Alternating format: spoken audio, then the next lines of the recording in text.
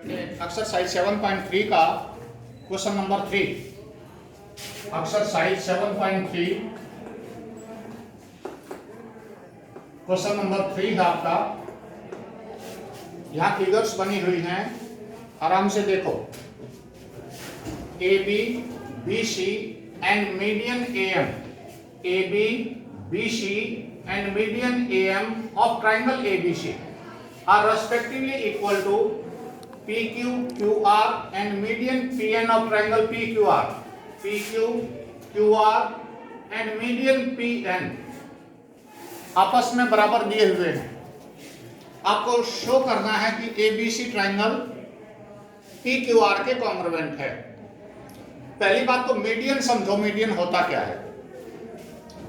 Median line joining mid point of a side to its opposite vertex, यानी AM BC को 2 equal parts में बांटता है। यहां PN is median, therefore N is the mid point of QR। ये बातें आपने शुरुआत में लिखनी है। साइड्स रेस्पेक्टिवली इक्वल दी हुई हैं, इनका हम बाद में यूज करेंगे, पहले मीडियन AM का यूज कर रहे हैं। इन ट्राइंगल ABC सॉल्यूशन दे रहा हूं सीधा। In triangle ABC AM is median, AM is median, therefore BM is equal to half of BC. Yes sir? Yes sir. Equation 1 रख लें। दूसरे ट्राइंगल PQR में जाएं। In triangle PQR PN is median, PN is median. तो median से आपने क्या conclusion draw किया? QN equal to half of QR। QN equal to half of QR। Relation 2 from 1 and 2। AB is equal to QR तो दिया हुआ था, यहाँ लिख दें। AB is sorry BC is equal to QR, BC is equal to QR, but BC is equal to QR given यदि आपकी QR और BC बराबर थे तो उनका हाफ भी इक्वल होगा। Therefore BM is equal to QN, BM is equal to QN। यहां तक की बात समझ आ गई? यदि ये बात समझ में आ गई तो अब आप ट्राइंगल ABM और PQN में बात करेंगे। इन ट्राइंगल ABM, ध्यान दें मैं पूरी ट्राइंगल नहीं लिख रहा, एंड ट्राइंगल PQN क्या हम लिख दें? AB इक्वल टू PQ है, गिवन है। Yes sir? Yes sir. क्या BM is equal to QN के इक्वल है? Yes sir. प्रूव्ड। अभी पिछली स्टेप में हमने ये सिद्ध किया है। क्या AM is equal to PN है? किस वजह से? गिवन है। AB, BC and median AM of triangle are respectively equal to side PQ, AB के बराबर है, BC QR के बराबर है, और median AM median PN के इक्वल है। गिवन है ये। तो क्या हम लिख दें? therefore triangle ABM is congruent to triangle PQN by SSS। So CP से angle B is equal to Q ले लीजिए।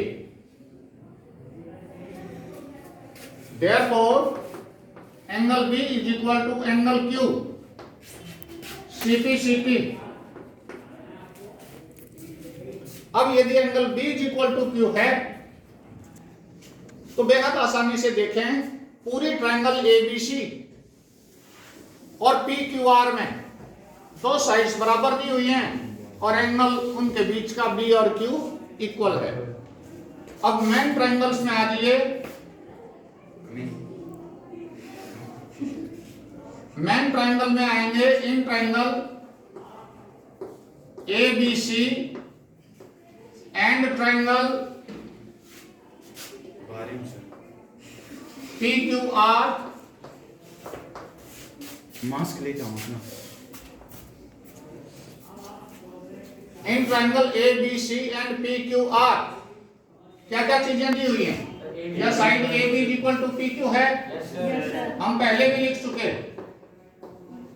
गिवन क्या B C equal to Q R है? ये भी गिवन।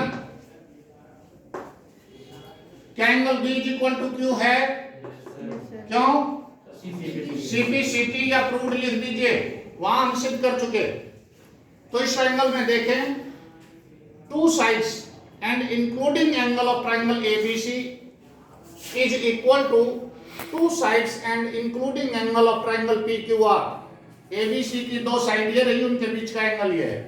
पीक्यूआर की दो साइड ये रही, उनके बीच का एंगल ये है। Therefore triangle ABC is congruent to triangle PQR by SAS congruency criteria। समझ में बात?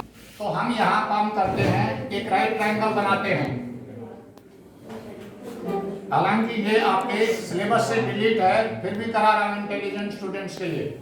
इन triangle ABC right angle at B. तो अब आप एक बात जानते हैं दीदी, ये अनइक्वलिटी का है। आपकी एक थ्योरम आती है अनइक्वलिटी में, greater angle has greater side opposite it. जो बड़ा एंगल होता है उसके सामने बड़ी साइड होती है। क्या मेरी बात समझ पा रहे हो? Yes sir. Yes sir. Yes sir. तो यहां हम लिखते हैं angle A plus angle B plus angle C is equal to 180। Angle sum property of a triangle. Angle A plus B, B is given 90, so a plus 90 plus angle C is equal to 180। तो angle A plus angle C is equal to 90 रह गया। तो ये तो दो angle का जोड़ है, अकेला एंगल B 90 है, तो क्या मैं लिख दूं B is greater than A? Yes sir. Yes sir. यदि B एंगल बढ़ा तो B के अपोजिट साइड बताना, तो A के अपोजिट बताना BC। BC। तो हम यहां लिख रहे हैं AC is greater than BC।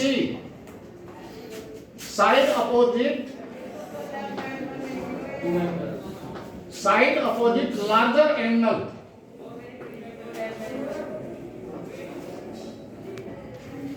ये रीजन है।